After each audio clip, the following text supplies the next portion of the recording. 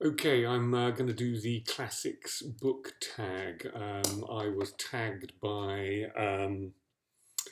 A Hermit's Progress, so thank you very much.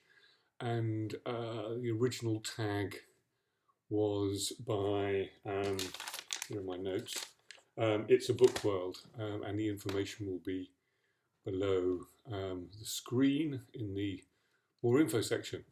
I've read a lot of classics. In my twenties, my teens and my twenties, I think I read more classics than anything else. I've been actually reading quite a lot recently. And then there was in my thirties and forties, I read fewer classics. But the overhyped classic, I don't know whether this is controversial, but I'm going to choose Great Expectations by Charles Dickens.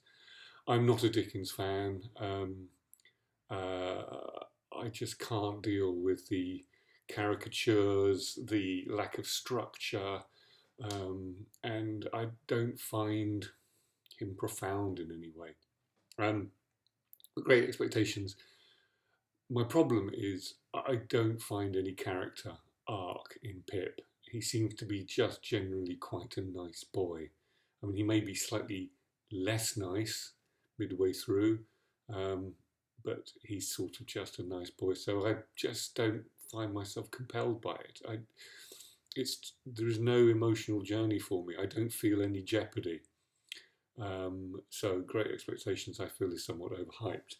Favorite time period. Actually, I think this is quite easy.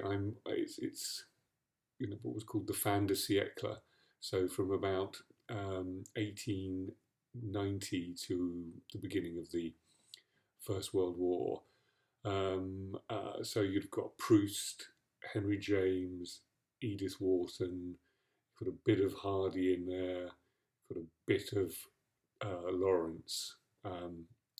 So and then you've got great poetry. So yeah, that's quite easy. So fin de siècle is my favourite time period to read about. Favourite fairy tale.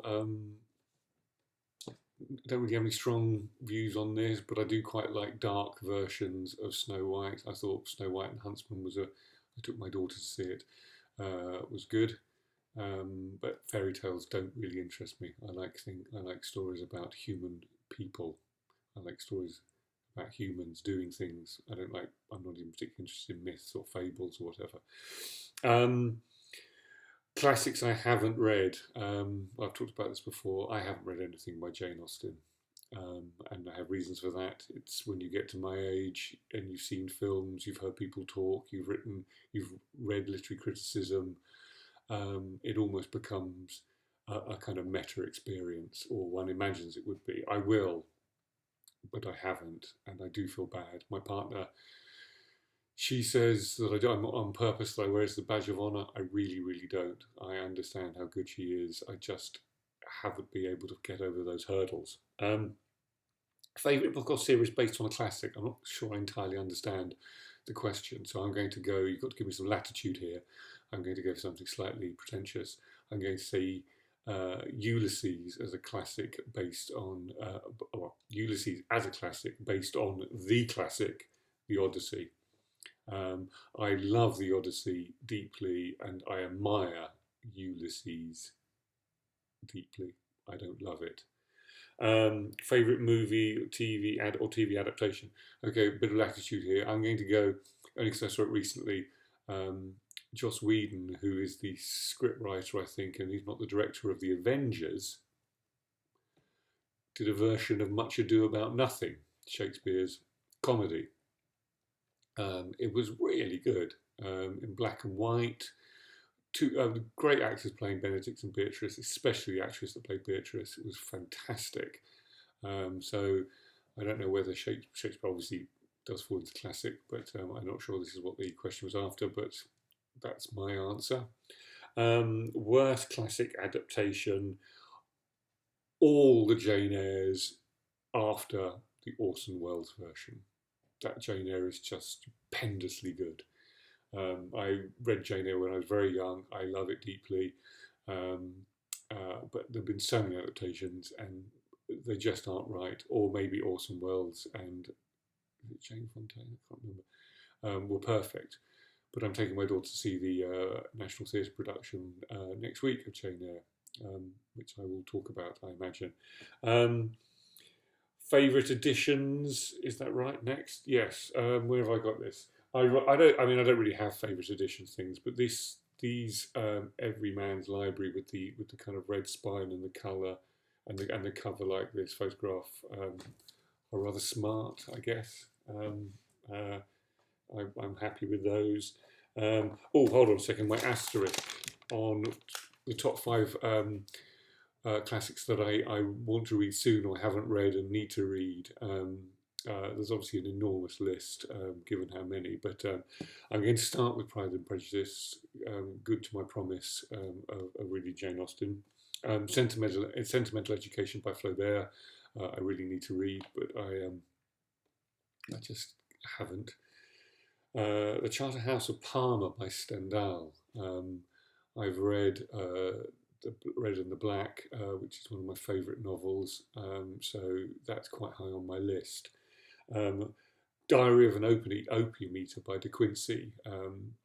I've just read a very large biography of Coleridge and that whole milieu, and that's something. In fact, I've just got a copy, I think, so I will read that pretty soon. And then there's Dracula, which I haven't read, and I feel one must. So it's likely at some point. I'm not sure quite how soon. I'm going back to my notes. So favourite edition. So finally, Underhyped classic, without a doubt, The House of Mirth by Edith Wharton.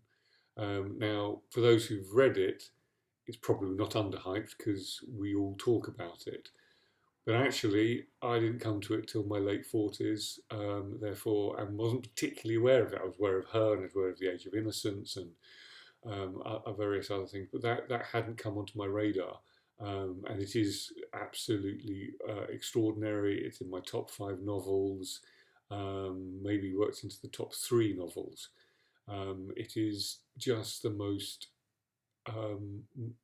brilliant and moving account of Lily Bart, a woman of infinite gifts, except she doesn't have an inheritance.